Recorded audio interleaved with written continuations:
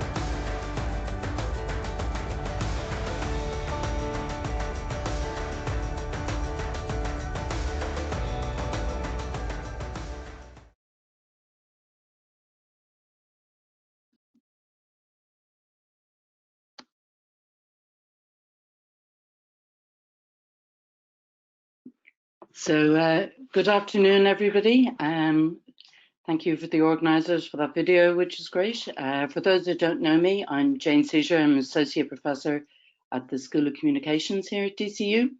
And I'd like to welcome you all to our first virtual Women in Leadership event to celebrate the launch of our annual report in 2019 and 5 years of the DCU Women in Leadership Initiative. And you saw some indication of the results of that.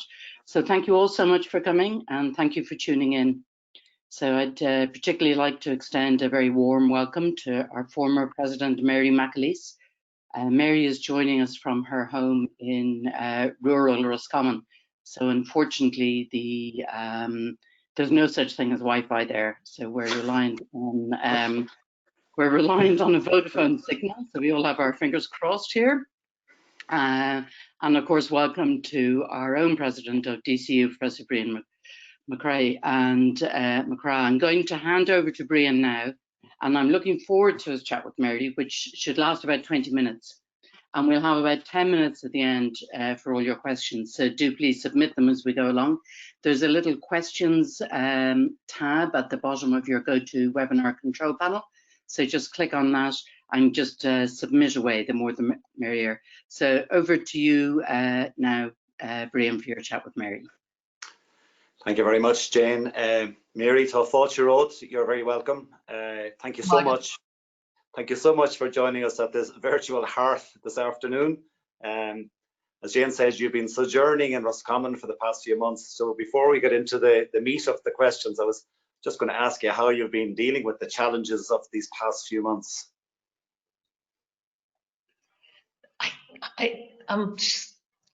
Look, I can't complain. I'm not going to complain. It's been grand. It's been fine. It's been Martin and I doing all the stuff that we put on the long finger because we're only here intermittently and always heading off places. So we've had this long spell to do all the bits and pieces that we promised. So the garden's absolutely immaculate, as you might imagine. That's all down to him, not me.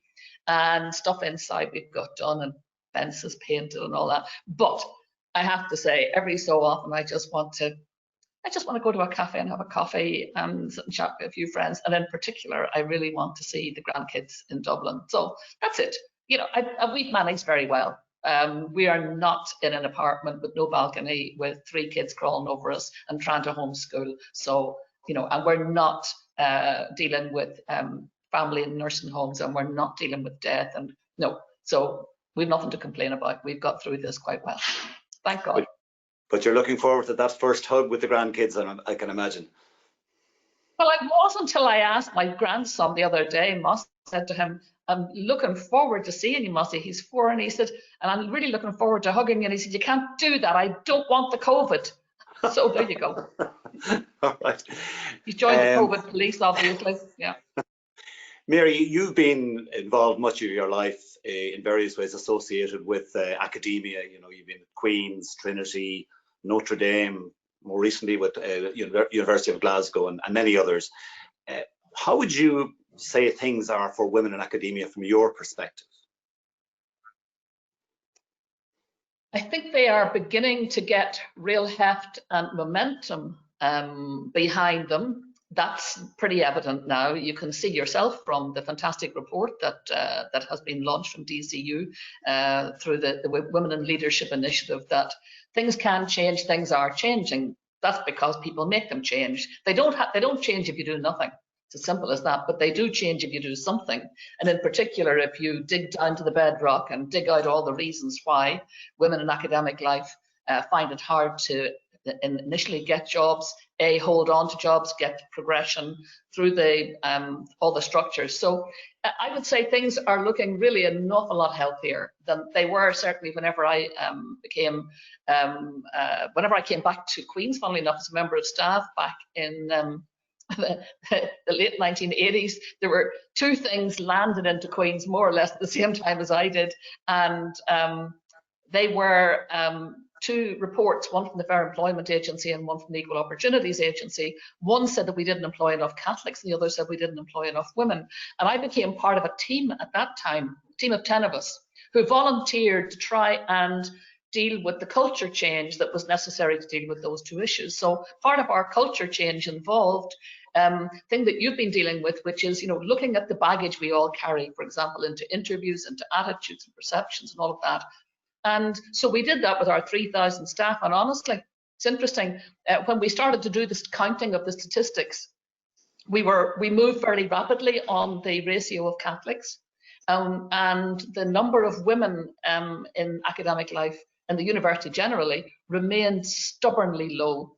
And that always bothered me, but it just taught me that that you have to dig really deeper into the bedrock to deal with all the issues and all the sediment that has grown up over centuries, things that we just take for granted, that we just ignore.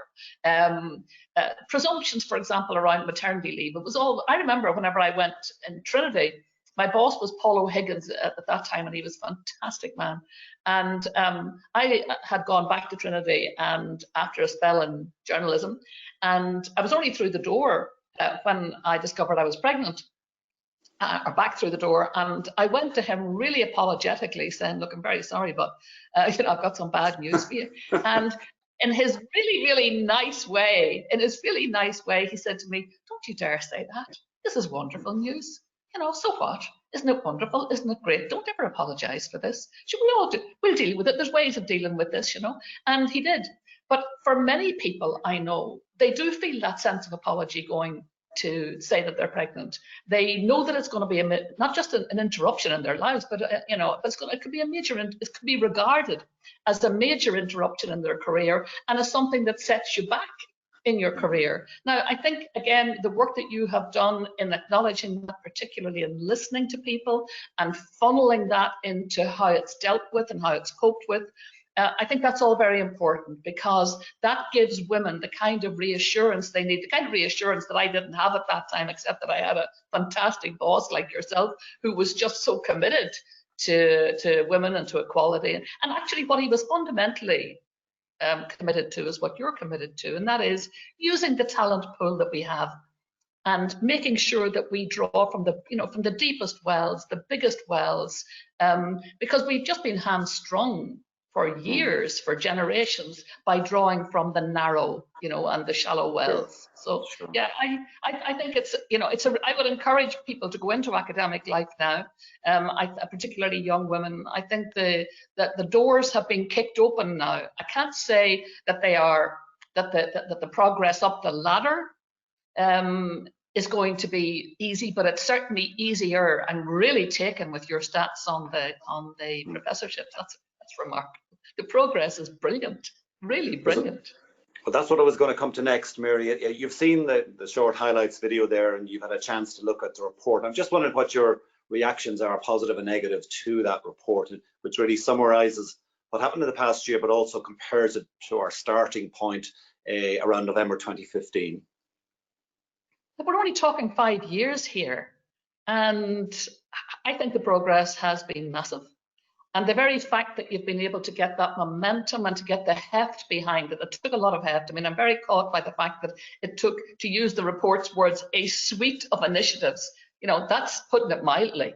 That is actually putting it mildly. It took attack on so many fronts to get that heft and to get the momentum. But here's the deal at the end of it. It works. And how do we know that? Because you can measure it, and you do measure it, and you measure it in the numbers of people coming through now, in the percentages of women who are in senior positions, the percentage of people who are associate professors, who are now full professors. There's clearly work to be done there, isn't there? But the momentum is there, and importantly, people are watching it and measuring it, and in behind it now, there's no fatalism any longer. There's no quiet, passive, silent acceptance anymore. Instead, there are voices that says, here, hang on a minute, how come that's 33%?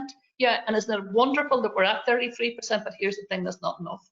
And please don't assume that just because the numbers in back of that are really encouraging in terms of women, don't automatically assume that there's a kind of almost as an automated process which says that because you have so many women coming through the system, they will necessarily move into strong leadership positions. Again, we know that you need the momentum. I mean, I look back, history teaches us, doesn't it?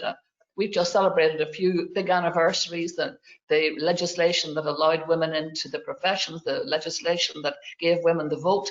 And in those cases, I think history would teach us that a lot of people assume that once you get those things, once you break through those you cannot pass here barriers, and once you are allowed to pass, there's a kind of presumption that once you're through the barriers, it's just plain sailing, you coast. Well, you don't.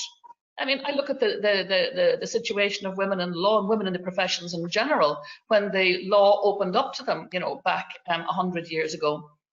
For many of them, the next 30, 40 years were pure misery. You know, where you had lone people pushing against the tide, regarded as weird and odd and difficult and undiplomatic and subversive. But why? Because the first people through that, if you like, that gate, through those closed block gates, they confronted all the attitudes, perceptions, and all the sediment, all that bedrock that had been built up over centuries, and that still had to be dealt with bit by bit by bit to get the real momentum that comes when there's no question anymore that a young woman can enter a profession and zoom to the top with ability and with effort without people remarking on the fact that she's a woman. But we're not there yet. But thank God, over the 5 years, you have made sure through the efforts of, and it does take leadership, you know, leadership is really key here. To help to create women in leadership, you do need leadership right across the board, and you've got that in DCU, thank goodness. Great news. The report gave me great heart. That's good to hear, Mary, and I'm delighted not only as a physicist that you're using the word momentum, but I think that's really what was our intention, was to create something that, you know, would ultimately become unstoppable. But we're certainly not there yet. We don't believe we've reached the destination by any means. So I don't think there's any complacency. I think we recognize we've started something. It does appear to be working, but the increments are small, and we're concerned about that. Yeah, but on the other hand, like I said, you have watchers now. You have watchmen and you have watchwomen, and you're bringing science to it and you're measuring it, and you know its little ways now, as you in much more in much deeper and broader ways than were ever known before. All the little bits and pieces. I look at all the things you've done. You know, the 50-50 plan, the putting, you know, Veronica Guerin's name on a lecture theatre. I mean, actually, doesn't it really resonate with the kind of stuff that's going on at the moment in relation to racism and the anti-slavery debate that has provoked?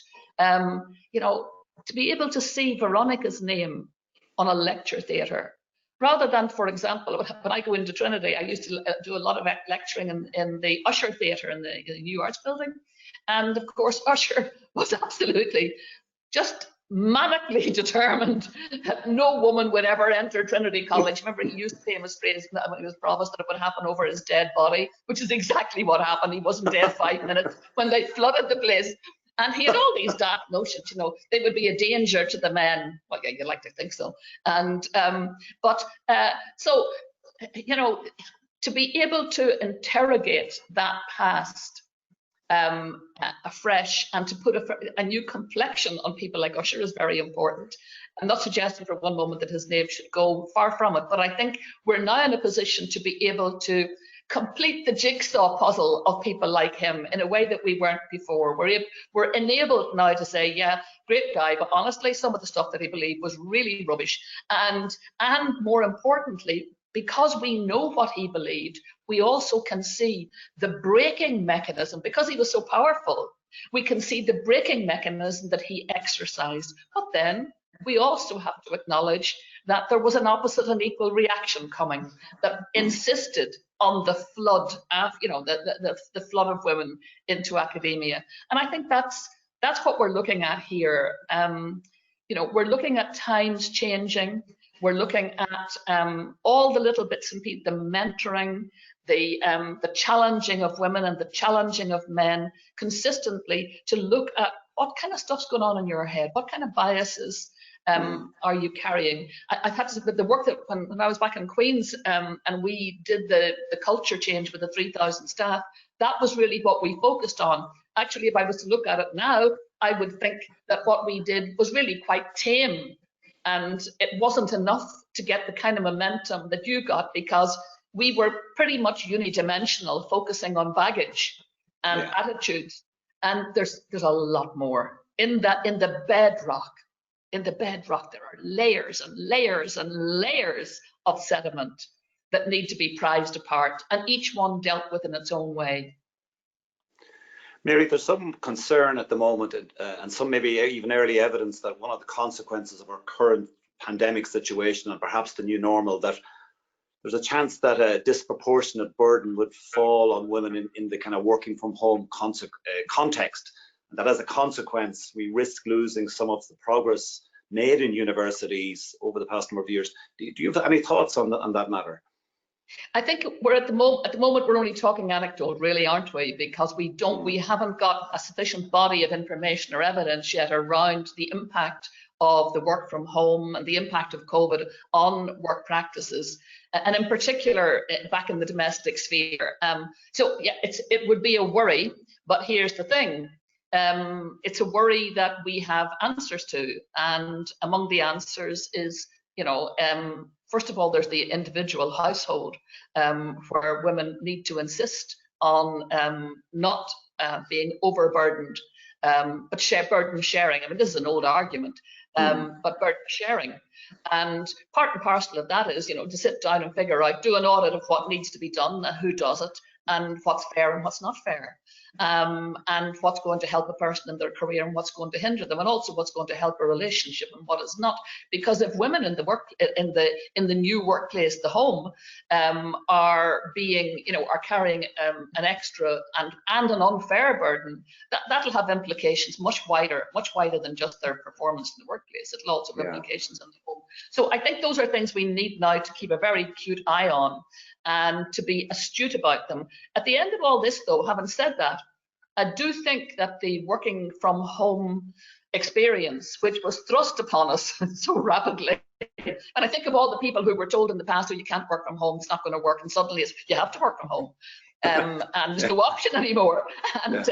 And suddenly we have to. And because we have to, we're adapting. And I was very struck by the fact that a couple of weeks ago on a radio program, I heard a guy who sells these, these offices and the offices in your garden, saying that the number of hits was in the thousands. And so people clearly are planning that there will be more of this. I think of people who have disabilities who were told in the past, no, you can't work from home, you've got to get on a bus, you've got to trundle into town, even though you have, you're suffering from some kind of a disability that makes that really difficult. Or you've got to work 9 to 5 for a person who simply cannot do that, cannot sustain those hours.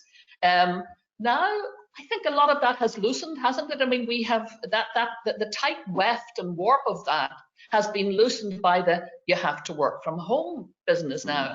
And so we're building up a body of information, practice and experience. And also, of course, we're building up a body of experience with the technology that now, along with all the anecdote and the listening and the talking, will hopefully converge on a plan as to how working from home can be made really effective for the workplace, but also effective for the home and for the person. So I think we're at the beginning of a very interesting learning curve. I know for me, we're using Zoom and this GoToWebinar a lot. And now one of the things that I'm experiencing is this anxiety around technology. When you live in no broadband land, we're living in the gorgeous, wonderful, beautiful North West Common, but we don't have broadband. Anybody out there listening? We don't have broadband. And because we don't, every time you engage in this, the technology is always threatening to collapse. So I imagine that is replicated. I took my course in Glasgow and we finished it off online when I came back here on March 12th. But I'm thinking of all the people who on a daily basis do not have broadband or who have very poor connectivity, and it's driving them insane. And the anxiety of that, when you have work to do and work to get through, I think, look, we'll put all this together. And when we put it together, and when we plan for whatever the future shape of the workplace is coming out of this, we have to make sure that the voice of women is in there and their experience, the domestic experience, is funneled into this and channeled into that. I've no doubt it will be, because we're not going back to silent, passive acceptance of stuff any longer. But I think the great thing is that academics know how to measure. Yeah. Mary, I have two final questions, one on the subject and one slightly off it, but I'll give you the one on the subject first. You mentioned some of the recent geopolitical developments, and it's clear that we're living through an era of many waves, welcome waves of activism, Me Too, Repeal the Eighth, Black Lives Matter in recent weeks. And these movements have pushed some very important issues into the mainstream, issues about which maybe wider society has had a blind spot. And so my question for you is this: are there other blind spots you believe that Ireland has yet to come to terms with? Well, I think the big one at the moment, undoubtedly, is racism. And I think we have always flattered ourselves to believe that because we don't have any, ultra rights, and our politics is very, our political parties are talk about inclusion and diversity in ways that you don't always hear political parties, even other democracies, talking. We don't have an ultra right, thank goodness, at least not a significant ultra right. Certainly doesn't appear in politics very much. But I think we also flatter ourselves to believe that because we were the immigrants and because we were the Irish need not apply, and because we were the oppressed, that somehow that inoculates us from being racist. Well, it doesn't. I thought Imelda May's poem that she published in the week just said it all. And I remember saying a few weeks back, the Irish have no right to be racist. No one has a right to be racist. But the Irish in particular, with our historic experience of how oppression and bigotry damages people, and I, coming from Belfast, know that particularly well, coming from a time when growing up in Belfast, Catholics had to gather together the momentum for a civil rights movement to get the right to vote, the right to housing, the right to equal opportunity in politics, all of that. So we know the wastefulness, and we know, but what we also need to know is what is the lived experience of our young Black community and our older Black community in Ireland. Are they silent in the way that women were in the past? Are they afraid to speak out? Well, we know, anybody who has listened to the radio over the past week will know that it's a dreadful story. Listening to women saying that they're afraid of their kids walking the streets. That reminds me of whenever I was young and my parents were terrified of us, walking the streets in our school uniforms, because, it identified us with one side, and because it was a sectarian environment where people's lives and their health was at risk. So to hear that about our own country, we need to take a grip on this. And I was really gratified to hear Leo Varadkar, who knows a thing or two about this himself, saying that we really need now to deal much more emphatically with hate crime. It's something I just said a couple of weeks ago in relation to homophobia. We don't have the kind of hate crime that we need to stop the words coming out of people's mouths that hurt and cause damage. And you can imagine a 4-year-old, a 5-year-old, a 6-year-old child of colour being, just being barracked time and time again.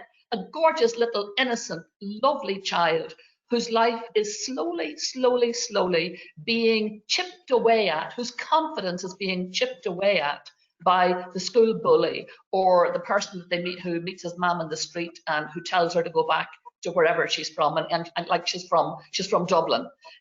So we need to take a grip on this now before it gets a grip on us. I think we are in a relatively privileged position in that regard because we have our non-native Irish population is relatively new to us, and we welcome them. And I think, to be honest, I think the vast majority of people offer a welcome and are not inclined towards racism. When we see that with the response to the referendum in relation to gay marriage, there is a good instinct that is part and parcel of the majority of Irish people. That is not to say, to be honest, I mean, I have met people, who are really very strong on human rights for Catholics in the North, for example, and civil rights, but who are ridiculously homophobic. And I've met people who are homophobic but say they're not racist. I've met gay people who are racist and who are misogynistic. So it's not there. People don't fall into nice, neat little bunkers here. And what we're dealing with are human rights issues and the right of every human person to their innate human dignity.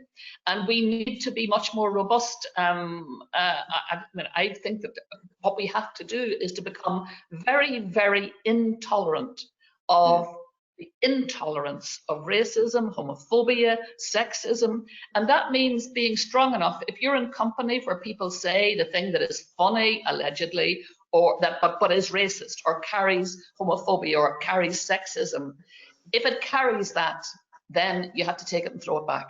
You have to lift that ball, you got to throw it back, and you say, I'm sorry, that's not acceptable. That is offensive, and even though it's a comment, say, about a black person, or a comment about a gay person, and I'm not black and I'm not gay, nonetheless, I'm a brother and a sister to that person. They are fellow citizens, and that word out of your mouth has to stop. Why? Because if we don't stop it, the spores of it continue on. I mean, racism, sexism, homophobia, all these things are taught. You know, they're caught by being taught. They can be taught in the home, they can be taught in the workplace, they can be taught and picked up in the school. I'm very conscious listening this week to the kids, you know, the parents rather phoning in to Joe Duffy, the number of kids in our schools who are experiencing the bullying of racism. It's just not acceptable. This is not the Ireland we want, and it's not the Ireland they're entitled to. So everybody, shoulders to the wheel, let's get it done. We've shown with COVID, haven't we, how we can adapt, how we can respond. And here we have a virus, you know, that we haven't got an answer to, but we sure as heck have got answers to the virus of homophobia, of racism, of sexism, and that is to stop it. We have the answers, we have the vaccine. Thanks, Mary. I mean, one of the quotes that struck me, two quotes that struck me in recent days, one is, no one gets born racist or homophobic. As you say, it gets learned, and that's where we can address it. And then secondly, as you quoted Nelda May, you don't get to be racist and Irish, I think, which is a great slogan really for our nation. It is, but the reality is that what she's dealing with there is, of course, there are people who are racist and who are Irish, and what we need to say to them is, do you know what, you let us all down. You let us all down. This is not the country we want. This is not the country that we fought for. This is not the place that we want our people to experience. We want everybody to experience Ireland as an open, welcoming, egalitarian society. That's it. And in particular, the one thing we will not tolerate is the bullying of children because of their colour. It's not on. Exactly.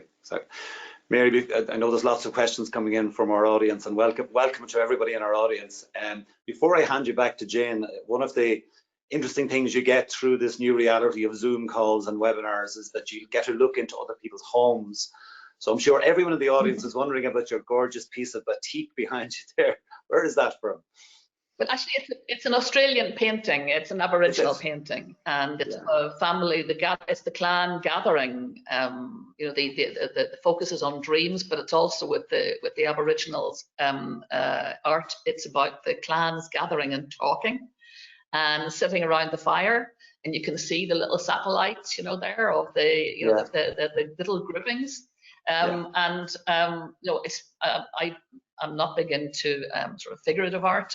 I love First Nation, Native, Aboriginal, and so this is my favourite piece, my absolute favourite, and it's stuck up in our living room. There's hints of Newgrange there, Mary.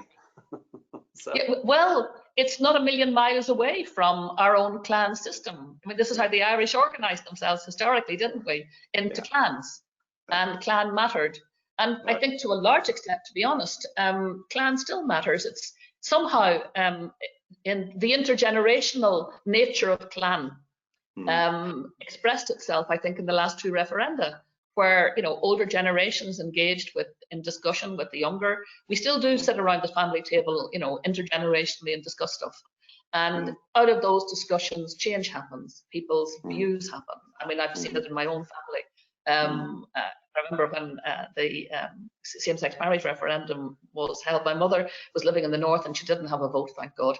And because she did say to me, that, oh God, I don't know if I had a vote, maybe I just have to go with the church. And I said, well, do me a really big favor, just don't tell my son that, your grandson, please. and then on the morning when the results came out, and I was talking to her on the phone, she said, isn't it wonderful, we won? And like for one awful moment, I thought, God, did we lose? Like, what happened? And actually, no, she flipped, and it was wonderful, because what had happened was, over that time, not just talking to her children and grandchildren, but also talking to her siblings, who were also in turn talking to their kids. They'd all changed their, well, not all, but most of them had changed their view, and had got behind their kids.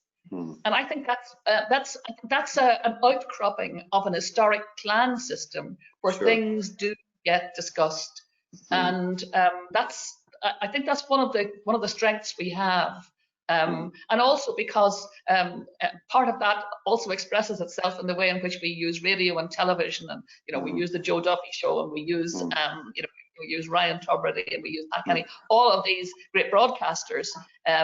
Many of them associated, I know, with DCU.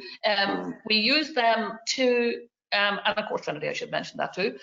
But many of these great broadcasters who are, who help us to take an issue and absolutely poke around in it until we have it, chapter and verse, and we can't escape it.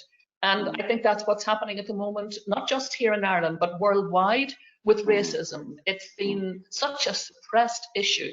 I mean, honestly, the idea that the killing of a healthy young black man by police officers in the United States is a cliche. How many times have we heard the same story? And how many times have we heard, well, that things will change, it's a watershed? Well, let us hope that this time it is. Let's hope it is. Thanks, Mary. For all of us, not just for the United States. Of course. Well, I think it's become a global symbol. But on that note, I'm going to hand back to Jane. And Jane, I think you've got lots of questions from the audience there. So over to you, Jane. Yeah, absolutely. Everybody has been really tuned in. So that was a fantastic, really interesting session. Thank you both so much. And just to say, I know we have it recorded, and there were a few people who had audio issues at the beginning. I think there was some kind of general national thing, nothing to do with us. So I know we'll make sure that everybody gets to have the full video at the end. But do keep the questions coming in. They're great. They're on your question at the bottom of your go-to webinar panel. But Mary, there's been a few questions. People have been really taken by your kind of call to action there against racism and so on. And just to try to put a few of them together, people are saying, maybe this pandemic is actually providing us with an opportunity to reset many things in this world, including racism, misogyny, equality, and also thinking about racism against travellers. And people are wondering whether you have any thoughts on how we might approach this as a nation. Yes, and I think, first of all, honesty about the problems that we have, not deluding ourselves to think this is an American problem or it's a problem we don't have. We've had a long history of oppression of the travellers, and we look at the story of the travellers, whose life and health is so compromised. And what do we do? How do we deal with that? As a nation, how do we deal with that? Have we really taken that on board, or would we prefer not to deal with that? And so I think look, isn't it ironic? COVID, the disease that can kill people, could very well help us to reprise, review, reform our lives in some way. I don't want to dump all this on COVID, because the answer then would be, well, once you get a vaccine, do we all walk away from this? No is the answer. But it certainly has, I think what it has universalized us in many ways, because COVID it's a universal phenomenon, and so we are now tuned into what is happening in other countries in ways that we may not have been. I mean, the daily statistical analysis, the looking at what's happening in Norway or New Zealand or China or we are now, or America, we are now tuned in to each other and have time, indeed, many of us, to be tuned in ways that we didn't have before. and to be more reflective. Also, I think at another level, many of us are also reflecting on the pace of our lives, which COVID has interrupted, and possibly saying to ourselves, did we really need to be that busy? Did we need to be that? Do we need to be running and racing? Do we need all those journeys? Do we need all those meetings in person? So all of those things are now, again, we're in the early chapters of reflection on these things, and to the extent that people expect the COVID crisis to radically transform life, I don't know. I'd like to think that aspects of life will be radically transformed anyway because of the discussions and the nature of discussions that just almost coincidentally have happened through COVID. For example, if we go back to the race question and the killing of George Floyd, it's interesting, isn't it, that in back of that desperate killing of a young man by the forces of law and order, that in back of that, we begin to understand how COVID, the disease, has impacted unequally the poor and the black. And that's a very telling thing that we need to understand now. Because we're pushing aside it seems to me almost every day, we're pushing aside veils of ignorance that we have been privileged to live behind, but no longer can, you know, the white privilege that says, oh, I'm not racist, therefore, no, you know, I've nothing, don't ask me to do anything because I'm not racist. Well, actually, hang on a minute. If you belong to a country and a community that doesn't, for example, have hate crime, well, maybe you need to agitate for hate crime.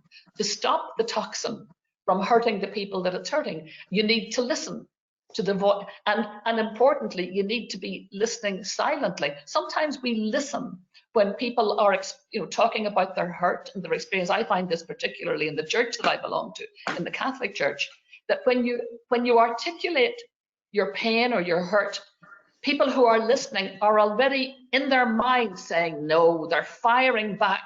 They're firing back the ballistic missiles in their heads. So it's not what I might call a true listening, an open heart listening.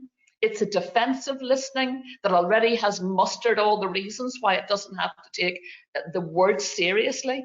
So I think maybe if COVID has given us anything, it is time to listen with much more open hearts. Also, I think there has been a great tsunami of compassion has opened up through COVID. And that has been, at a human level, a very good thing. And to that extent, it probably is expressing itself now. It was always looking for a home of some sort, all that compassion and that care for one another. It was looking for a cause. It was looking for ways of saying COVID is going to change us for the better. And this, what has happened with the anti-racism phenomenon around the world is part of that, I think. It is part of wanting this dreadful COVID disease to drive us to being better people. Okay, well, thank you very much, Mary, for that. There's another question which I think has come in from different people in different ways, which it might be interesting for both of you to answer. And also just say we've had a lot of thanks for the report, and Mary, for your fantastic talk. But there's a question about what can the government do to support universities to do even more work to promote leadership and diversity, especially given the kind of the chronic underfunding of the sector. So I don't know, Brian, if you would like to. That's a good one for Brian. I'd love to know who posed that one. That's the real easy question. I think there is a broader focus and support from government, even in the worst of the funding. There is an emphasis on widening of participation. You know, this is for students, particularly undergraduate students, and I think that's good. And I think even in terms of the major financial impact of COVID that's coming on the sector now, in the dialogue with government around that, there is certainly the one thing there's consensus on is that the disadvantaged shouldn't be even more disadvantaged by this. So that's positive. In terms of staff, though, there's really very little happening.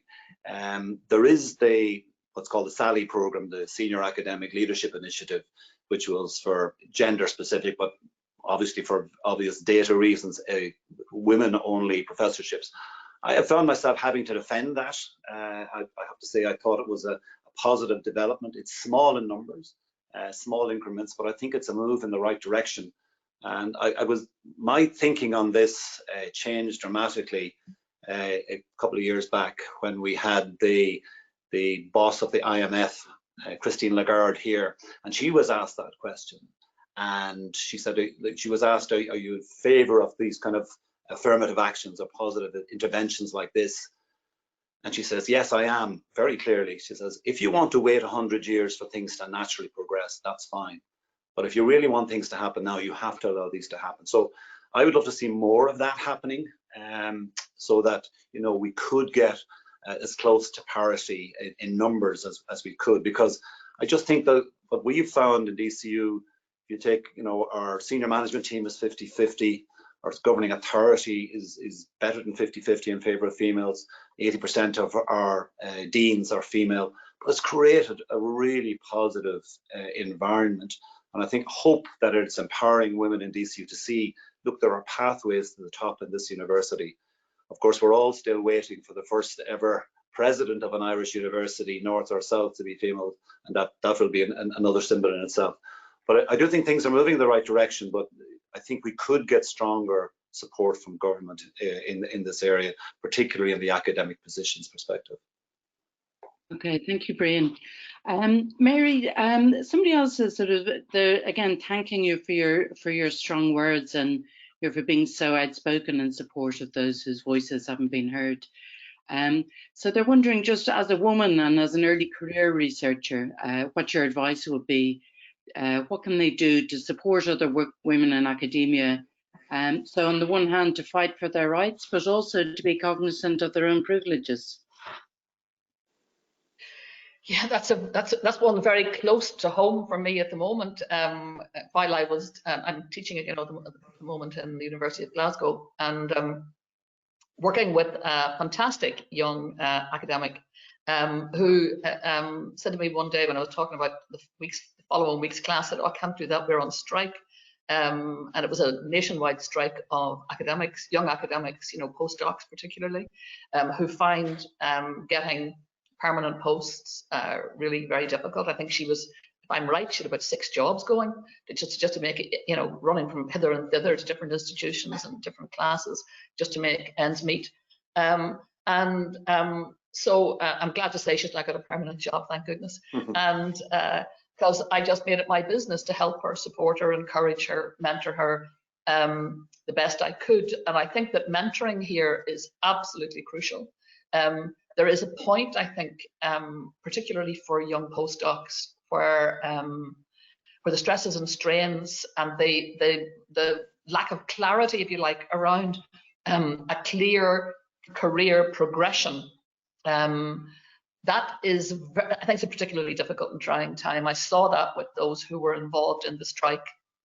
When the strike went on, for days and days and days on end, and reading into it, you just saw the pain of people who have invested so much in their own education, so much of themselves in it, so much financially in it, and now are at the stage where they are getting married, maybe have young children, and they're wondering, where's the shape on the future? And I think these are very important questions that we in academic life have to be able to address. The academic life now, for me, is so much more difficult than it was when I started. So much more difficult. It's so much more form-filling. It's so much more the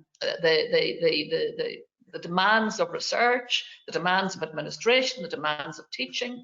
And so I do think there's a big question here about trying to figure out just how many hours a week are you supposed to work as an academic? Because a lot of people don't really know. I think as an academic, you're like a permanent PhD student. You never know when you're entitled to stop. And when you're entitled to have the cup of tea and take a night off. And I think that we need a much greater clarity around that, to be able to give people peace of mind about the commitment to work and the commitment then to other parts of your life. And we get those very mixed up in Anybody who's ever done a PhD knows it. It was Brian gave me, whenever I was doing my doctorate, it was Brian who gave me the best piece of advice, which is you never finish it, just abandon it. And so at some stage I said, right, that's it, I've done enough now, and throw it in there and hope for the best. And but when you are a doctoral student, you're, you know, for as long as it lasts, whether it's 3, 4, 5, 6, 7 years, you're never off duty. And I think that takes a huge mental, emotional, physical toll, particularly if you're in early stage career and you're also early stage marriage or early stage parenting. And we need to give people, particularly young women, we really, who are stuck with a, you know, let's face it, an extra burden in this regard, we really need to give them a lot of help. And a lot of, we need to, this is where we dig down into the bedrock again and see what are all the things that they need. Everything, you know, from creche, from mentoring, from really good feedback, not leaving them on their own, helping them to devise a career structure. All of that, I think, that's part and parcel of just getting better at helping people to really enjoy their academic careers and give their best to it without feeling that it's a monster, you know, eating them. Okay, that's great. So we just have a couple of minutes, so I'm going to ask 2 quick questions, and if you can both answer one of them in just fairly briefly, and then we'll let people get back to their lives. So, Mary, the question is, how do you maintain international relations when you see different heads of state who you have a relationship with pushing against some of our core values, such as equality and empathy? And Brian, we're being asked, you know, how can some of our male colleagues, what sort of practical steps can they take to continue to promote gender equality and diversity and inclusion in general, like across DCU, but also more generally in business and across the social fabric of Ireland? 2 nice, easy questions to finish off with, Jane. Thanks. Mary, I think yours was first. Look, in the nature of and human nature, and in particular in politics, diversity and differences of opinion, I think that there's what I'd call it. There's a band of you know, acceptable diversity, and within that, you know, you work and you acknowledge that people, you know, we don't necessarily share same views, values, cultures, but we engage with one another in the hope that out of that engagement will come a dynamic for change, that we will actually be able to offer each other insights that, for example, if I would go to a country that we didn't know very much about and whose views and values we would have difficulty with, that the very being there and talking about these things might open up for them a new perspective, and certainly allows me coming back to have a new perspective. I remember having a great conversation with President Hu Jintao about religion in China. It was probably one of the most seminal discussions I've had with any human being on that subject. It really opened up for me their perspective and how we tended to think, you know, from the Christian perspective. We were talking with the Christian missionaries who were killed when they arrived in China, and he said they came off the same boats as the colonists, and they looked like the colonists, and they came to colonize our minds, and we were a religious people. And suddenly, you know, the light goes on and you think, well, hang on a minute, they're looking at this completely differently. And now there needs to be a discussion and a debate. And I think that's certainly where I pitch myself at the moment, is that space with people who I've lived with young imams in Rome. When I say live with, in community with, and with rabbis, and with dervishes, and with people from the Orthodox. And in that sharing, I have found just tremendous richness, a store of, an extravagant store from which I draw. On the other hand, I do draw a line.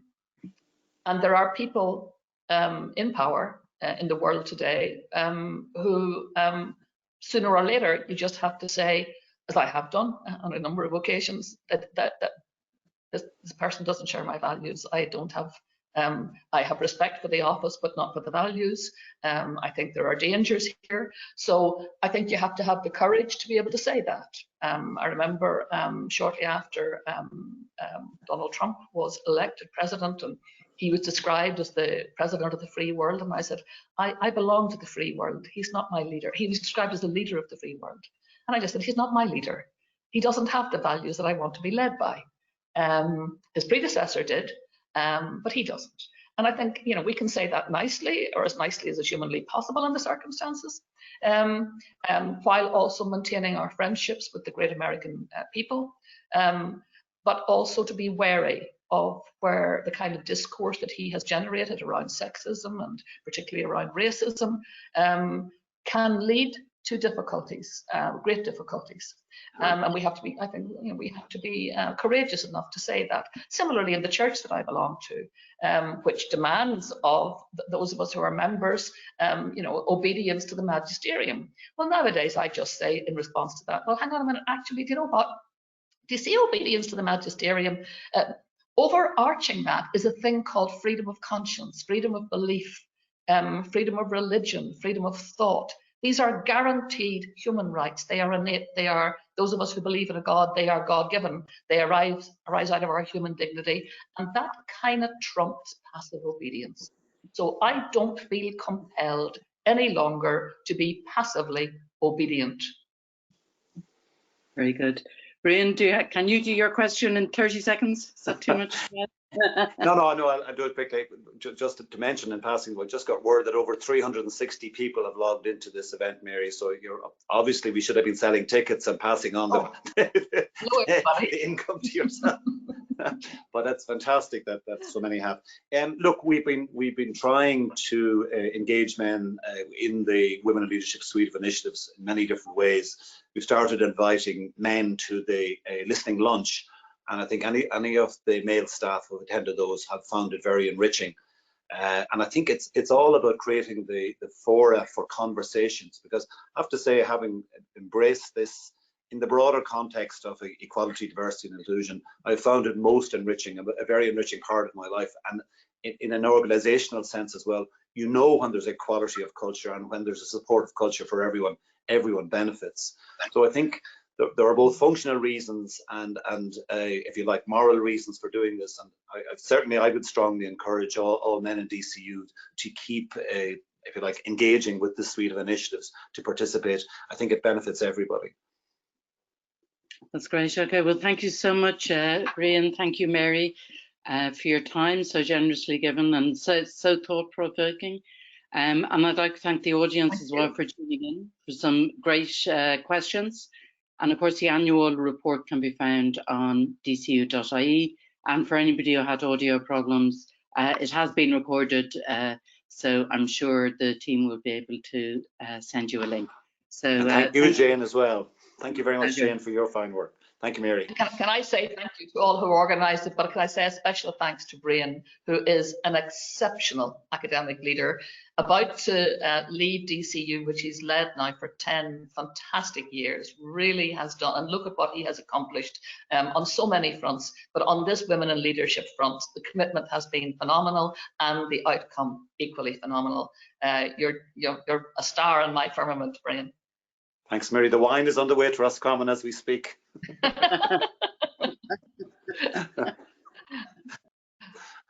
you. Brian. Thank you all. Thanks.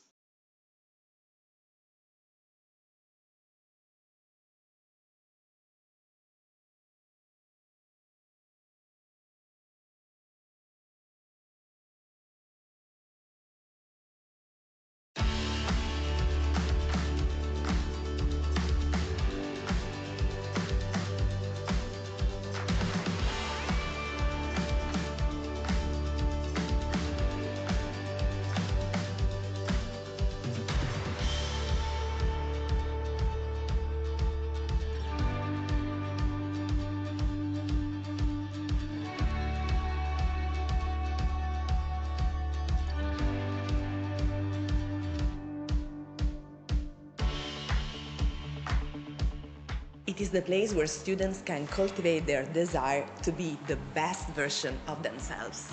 It has enabled me to meet fellow graduates all around the world. The university taught me that dreams are achievable. I was a mature student and it gave me confidence. It's a fantastic place with great energy, both from the internal community and external community. As a student, DCU helped me figure out who I wanted to be. And now, as a lecturer, I get to try and do the same for my students. DCU has been my home for the past 5 years, and I've learned that DCU always puts the student first. The DCU Access Service has given me an opportunity for a brighter future. DCU gave me the international exposure I was looking for. Since the international standards are so high, DCU pushes me to be at the best of my game always. DCU has brought a new dimension into my life in the form of new friends. Tá an clubban agus suki an seo I DCU agus tám I má den a lán suki freisin agus mar sin rinne mé a lán chairde nua an seo I DCU. The university has given me the opportunity to broadcast my voice. I'm always struck by the shared values of the DCU community and the way in which students, staff and alumni are focused on transforming lives and societies. The most transformative experience for me in DCU has been working with asylum seekers for the MELI project and working towards cultural assimilation. The university allowed me to combine both my sporting and academic careers, allowing me to perform on the world-class stage, winning a European Championship medal, multiple World Championship medals and multiple World Cup medals. It has provided me with many learning opportunities to learn from athletes from all over the world. It gives me the opportunity to excel academically and on track. The impact DCU had on me personally has been profound. The MBA allowed me to harness the learnings I had from the sports field into a different environment. I feel I can make a real difference in my role with DCU Educational Trust by assisting DCU transforming lives and society. In the library, students grow in confidence. With perseverance and the right attitude, people can do anything. DCU is about making a difference. Everybody knows DCU as a university that makes a difference to the world around us. Our students have their lives transformed by their experience here, especially through their employability, and Access students are the best example of that. But we've also transformed this region through our dramatically increased footprint, through our contribution to jobs, arts and culture in the region. DCU, the university that makes a difference.